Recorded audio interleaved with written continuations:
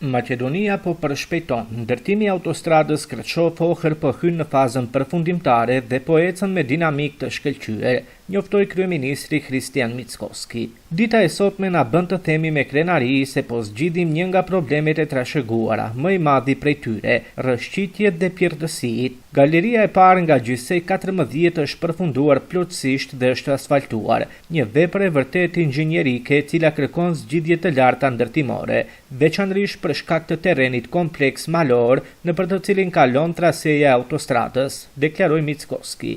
Sipas tij me intensitet të lartë po punohet edhe në tunele, ku aktivitetet ndërtimore janë në fazën përfundimtare. Deri më tani, 34 kilometra të autostradës janë dhënë në funksion, duke arritur standardet më të larta të sigurisë dhe cilësisë dhe përdoren çdo ditë nga qytetarët. Mbetemi plotësisht të përkushtuar për përfundimin e këtij projekti shumë të rëndësishëm kapital brenda afatit të parashikuar. Ky nuk është vetëm një projekt, kjo është një autostradë që lidh qytetarët, krijon mundësi të reja për ekonominë, turizmin dhe zhvillimin e përgjithshëm ekonomik të vendit, shkroi Mickoski.